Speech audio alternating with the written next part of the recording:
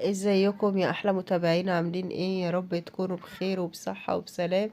النهاردة الخبر اللي معانا وهو رد لميس الحديدي بعد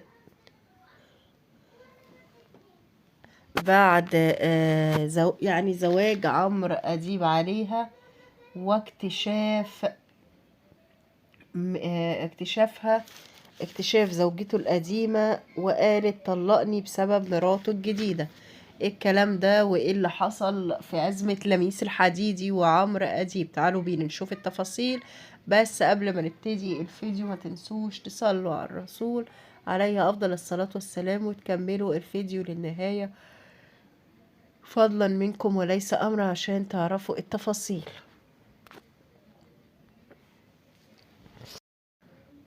انتشرت خلال الساعات الأخيرة انتشرت خلال انتشرت خلال الساعات الأخيرة شائعات واسعة على مواقع التواصل الاجتماعي حول طلاق الإعلامية لميس الحديدي والإعلامي عمرو أديب، مع تداول أنباء غير مؤكدة عن نية عمرو أديب الزواج من سيدة أعمال معروفة. طبعا في هذا الفيديو بنستعرض حقيقة ما يتم تداوله على السوشيال ميديا، وإيه هي أبرز التفاصيل متداولة وردود الفعل الجماهيرية، وهل هناك أي تأكيد رسمي حتى الآن أم أن الأمر لا يزال مجرد شائعات. تعالوا بينا نشوف التفاصيل. بس قبل ما نبتدي الفيديو ما تنسوش تصلوا على الرسول عليه أفضل الصلاة والسلام، وتكملوا الفيديو للنهاية فضلا منكم وليس أمرا، عشان تعرفوا التفاصيل. ايه الكلام ده؟ ايه نظامه؟ صح ولا غلط؟ في ناس محترمين بيشوفوا ان نماذج كويسة جدا، يعني انه بيقولوا يعني على لميس الحديدة ان هي من النماذج الكويسة جدا، هي وجوزها زي الفل وبيحبها وبيموت فيها. طبعا طول الوقت كانت كويسة. وعمرو أديب هي وعمرو أديب متجوزين بقالهم 25 سنة. يعني مش عارفة ايه اللي حصل، انفصلوا رسميا، لكن هما انفصلوا فعلا بعد 25 سنة جواز. لكن فعلا مين العروسة؟ التقارير كشفت عن مفاجأة حقيقية ان عمرو أديب هيتجوز، وأسباب الطلاق كان ايه؟ سببها ايه؟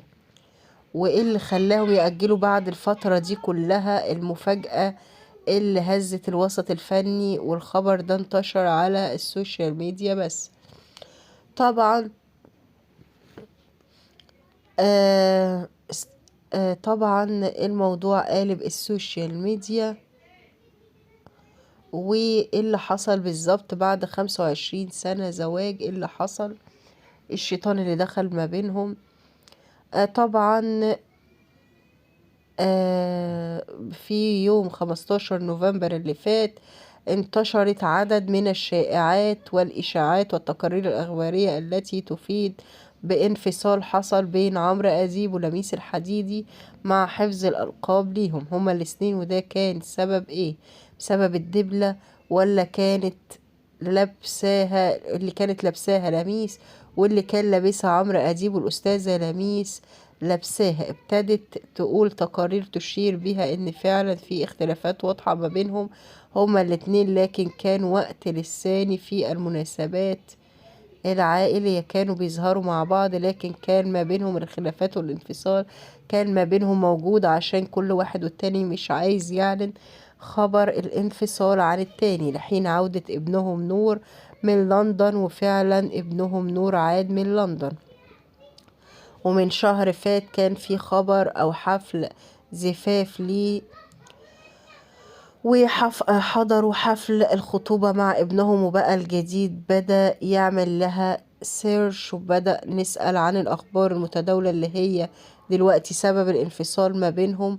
هل هو اختلاف في وجهات النظر؟ يعني بعد 25 سنة. وطلع عمرو أديب من فترة وقال إن كل واحد منفصل عن مراته بيبقى بسبب اختلاف في النظر ووجهات النظر. واضح كده إن هو كان قصده هو ولميس الحديدي. وفي حاجات تانية وإشاعة دلوقتي متداولة إن هو رايح يتجوز من سيدة أعمال شهيرة. لا حول ولا قوة إلا بالله العلي العظيم. وإن هو قريب جدا هيتجوز منها،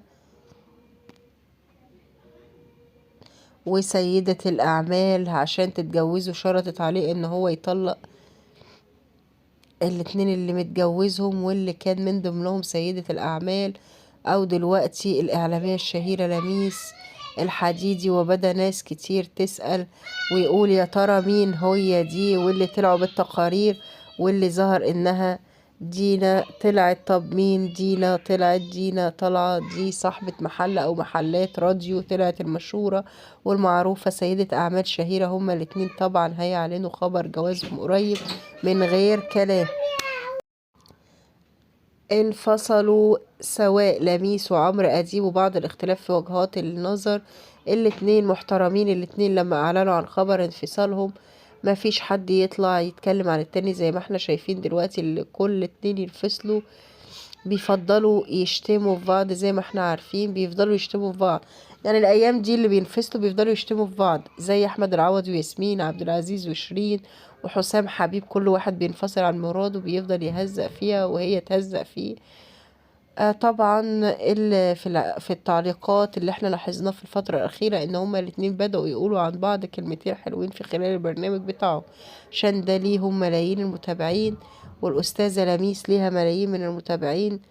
فاحترمت المتابعين دول، كل واحد هيقول كلمة حلوة، مش نتوقع ان هيحصل خلافات ما بينهم، واللي هيقول لك هتاخد ثروته هتاخد القيمة. يا جماعة يعني هم أكبر من كده بكتير. لكن في نفس اليوم، والغريب والعجيب إن اليوم اللي حصل فيه أو تم إعلان خبر الانفصال ما بينهم كمان شريف سلامة والفنانة الكبيرة داليا مصطفى بعد 21 سنة. كانت الأنباء طلعت من فترة كده بتقول لك إن دين الشربيني هي السبب وراء انفصال شريف سلامة والفنانة داليا مصطفى. دي كانت أخبار برضو متداولة كده ما بينهم، وطلعت داليا مصطفى وكتبت على صفحتها ولغت وقتها المتابعة لمين لجوزها شريف سلامة بعد 21 سنة تم الانفصال رسميا. وبدأت هي تقول ده شريف مؤدب قوي، يعني ايه هو بيتعصب ويتداوى ويتخانق، لكن رغم كده هو كويس جدا. وفي ناس تانية كتير برضو بدأت تقول ان اللي حصل مع لميس الحديدة وعمرو أديب كان بسبب زينة، لان في لقاء قريب كان ما بين زينة وبين لميس الحديدة، وزينة راحت طلعت وقالت مش كل الرجالة محترمين زي جوزك يا لميس. واضح كده ان هي اديتهم عين وجابتهم الارض بمعنى اصح، لان بعدها على طول، واللقاء ده كان يوم 5 نوفمبر، بعدها على طول راحوا هما الاتنين انفصلوا. راحت لميس الحديدي وعمرو اديب انفصلوا بعد كلام زينة. في ناس بدأت تقول ان زينة حسدتهم، وفي ناس كتير بتقول ان الانفصال حاصل من بداية، وان هما كانوا مخبين الموضوع ده لغاية ما ابنهم يرجع على طول من لندن. وبالفعل اول ما اعلنوا خبر جوازه وارتباطه راحوا هما الاتنين انفصلوا. طبعا مفيش حد دلوقتي مبسوط من اللي حصل ده، رغم ناس كتيرة اختلفت مع لميس الحديدي وناس كتيرة اختلفت مع عمرو اديب.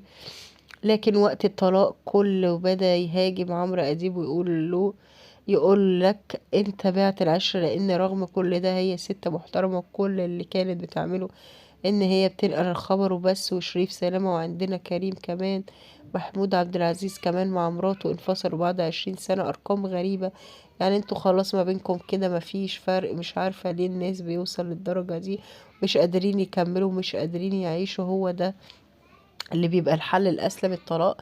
صعب العشرة ليها تمن ان انت تكون شريك حياة.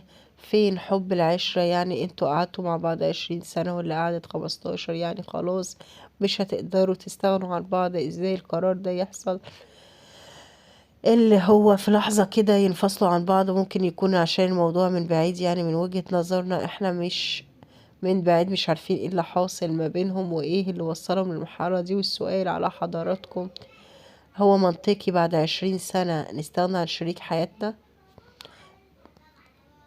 طبعا وده كان الفيديو اللي معانا النهاردة. دمتم بأمان الله وحفظه، وأشوفكم في فيديو جديد وخبر جديد، ويلا مع السلامة.